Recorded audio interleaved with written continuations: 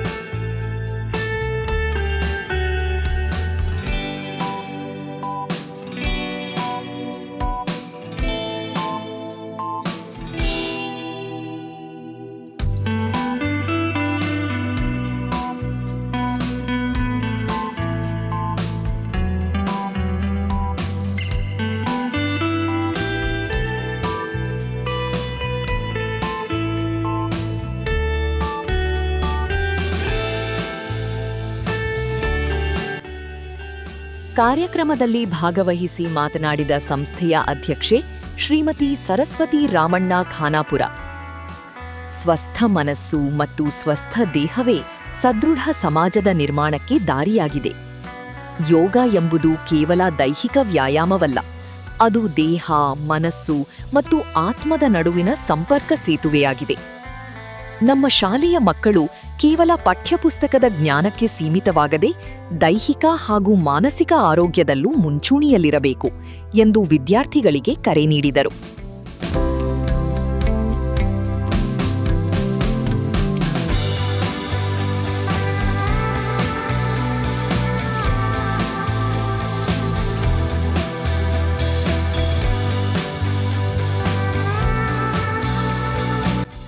ಸಂಸ್ಥೆಯ ಕಾರ್ಯದರ್ಶಿ ರಾಮಣ್ಣ ಖಾನಾಪುರ ಹಾಗೂ ಪ್ರಾಂಶುಪಾಲರಾದ ದಾಸಪ್ಪ ಮಾತನಾಡಿ, ನಮ್ಮ ಪೂರ್ವಜರು ಮತ್ತು ಋಷಿಮುನಿಗಳು ಭಾರತದ ಮಣ್ಣಿನಿಂದ ಜಗತ್ತಿಗೆ ನೀಡಿದ ಪರಮಶ್ರೇಷ್ಠ ಕೊಡುಗೆ ಎಂದರೆ ಅದು ಯೋಗ.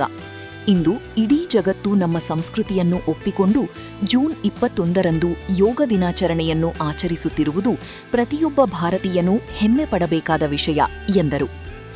ಇವತ್ತಿನ ಆಧುನಿಕ ಜಗತ್ತಿನಲ್ಲಿ ಮೊಬೈಲ್, ಇಂಟರ್ನೆಟ್ ಹಾಗೂ ಪರೀಕ್ಷೆಗಳ ಒತ್ತಡದ ಮಧ್ಯೆ ಮಕ್ಕಳ ಮನಸ್ಸು ಮತ್ತು ದೇಹ ಎರಡೂ ಆಯಾಸಗೊಳ್ಳುತ್ತಿವೆ. ಇದಕ್ಕೆ ಅಗತ್ಯವಿರುವುದು ಯೋಗ ಮಾತ್ರ. ಮನುಷ್ಯನ ಕೋಪ ಹಾಗೂ ಆತಂಕಗಳನ್ನು ನಿಯಂತ್ರಿಸುವ ಅದ್ಭುತ ಶಕ್ತಿ ಯೋಗಕ್ಕಿದೆ ಎಂದು ಅಭಿಪ್ರಾಯಪಟ್ಟರು.